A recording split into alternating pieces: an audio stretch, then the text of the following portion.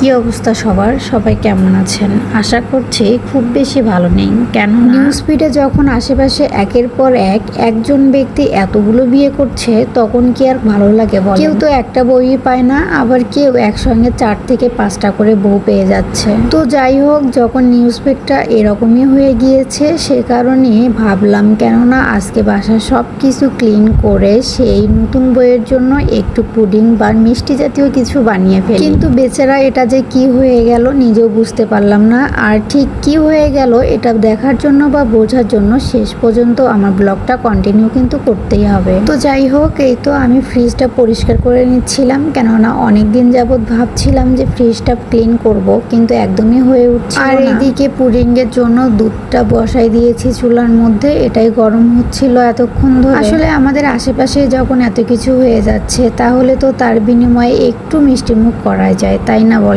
বেচারা ভিউর জন্য এত কিছু করলো, কিন্তু সেসব দিক কি হয়ে গেল আপনারা সবাই নিশ্চয়ই বুঝতে পেরেছেন যে আমি কার কথা বলছি। তো যাই হোক, এটা আসলে বোঝার বাকি নেই কারো, কেননা ওদেরকে নিয়ে একটু কথা বললেই সবাই বুঝে যায় যে আসলে কাদেরকে নিয়ে কথা বলা হচ্ছে। এইদিকে বসে বসে আমি ডিম ফেটিয়ে নিচ্ছিলাম কাজ সবকিছু শেষ করে, কিন্তু আমার কাজ তো একাই জীবনও আমি করতে পারবো না, কেননা আমার তো হেল্পিং হ্যান্ড আছেই এখন আমার সঙ্গে সব সময়ের জন্য। আয়াস বাবাই কিন্তু আমাকে অনেক কাজে হেল্প করে, সেটা দেখেই বোঝা যাচ্ছে। এই যে দেখেন, সমস্ত চিনি কিন্তু সেই দিচ্ছে, যদিও বা একটু ছিটিয়ে ছড়িয়ে যাচ্ছে, তবে যাক কোনো ব্যাপার না, সে তো কাজটা শিখছে, এটাই অনেক। শুধু আমার কাজ না, বাসার যে কেউ যে কোনো কাজ করলেই তারও কাজ করতে মন চায়। আর এ বিষয়ে আমিও তাকে খুব একটা বেশি রাগ হই না, কেননা কাজ করা ভালো, ছোটবেলা থেকেই কাজ টুকটাক শিখলো, তাতে আমারই হেল্প হবে, সে ছেলে হোক আর মেয়ে হোক, তাই না? এইদিকে পুডিং এর জন্য সবকিছু রেডি করে নিচ্ছিলাম। মানুষ যে ভিউর জন্য এত কিছু করতে পারে, মানে এত জঘন্য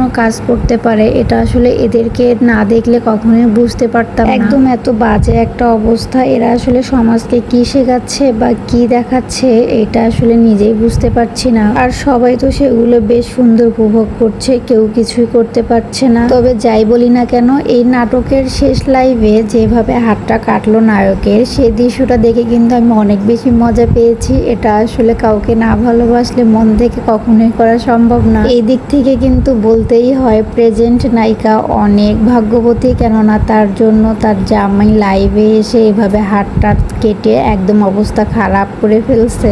তো এই তো কথা বলতে বলতে আমার পুডিংটা কিন্তু এক পর্যায়ে হয়েও গিয়েছে, কিন্তু এটা আসলে আমি কখনোই আশা করিনি যে নায়কের যেভাবে শেষ বিয়েটার হলো না, অসমাপ্তই থেকে গেল, ঠিক সেরকম আবার পুডিংটাও হয়ে যাবে। ওদের বিয়ের সাথে সাথে